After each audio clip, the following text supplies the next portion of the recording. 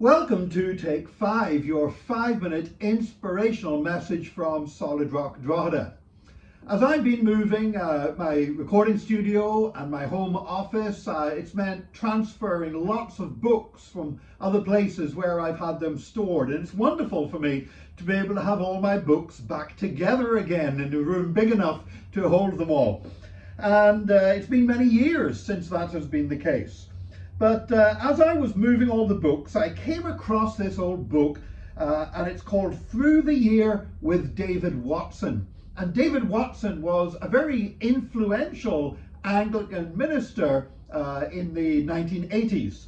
And he died while still quite young of cancer, which was a great shock to many people and a great tragedy as many people saw it. But his life still influenced so many people, including future archbishops of Canterbury, etc.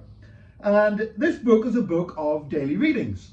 And I haven't opened it for years. And very often when I open an old book, I find a little brochure or church flyer or something from 20 years ago, which was being used as a bookmark. And as I opened this book, I saw what I first thought was a flyer in the front page, in the title page. And then as I looked closer, I realized that it was actually, it was glued in whenever this book was presented to me, because this book was given to me as a gift from the Salvation Army in Northern Ireland. The movement, the Christian denomination in which I found Christ and in which I initially served and went to their Bible college.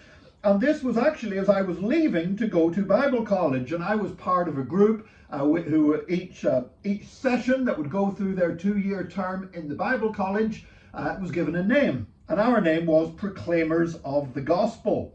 And it was a 2-year course, but I noticed in this that's been stuck into the front of the book that they gave me as a gift, it says Proclaimers of the Gospel 1984 to 1985.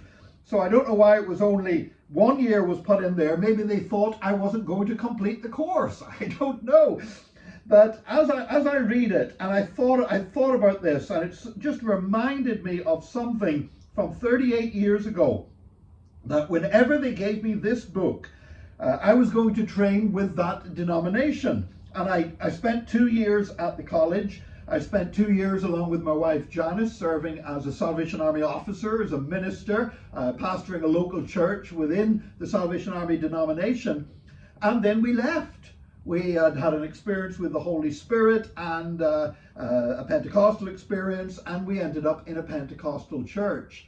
And I know, looking back, that probably some of the people who had helped send us to that college, some of the people that had been behind this gift and the inscription in the front of it, were probably disappointed at that. They may have felt that their investment in me was wasted to have had such a short return of just 2 years at college and then 2 years pastoring within the denomination and then leaving. Nevertheless, the Lord has continued to move. And nevertheless, I do believe that while I may not have remained in that denomination, that we have remained committed 100% to proclaiming the gospel and being a proclaimer of the gospel. You see, sometimes we invest our time, we invest our effort, we invest our money into other people, and we have plans for where that's going to take them, and then God takes them somewhere else entirely. And it's easy for us to feel put out. I know I have sometimes. I know as a pastor, sometimes we've invested a lot into a person, and then they go off to another church, and you almost feel like rejected because of that. But God's ways are bigger than our ways, and God's thoughts are higher than our thoughts. Now, some of the people that helped send me to college back in 1984, some of them are dead and gone.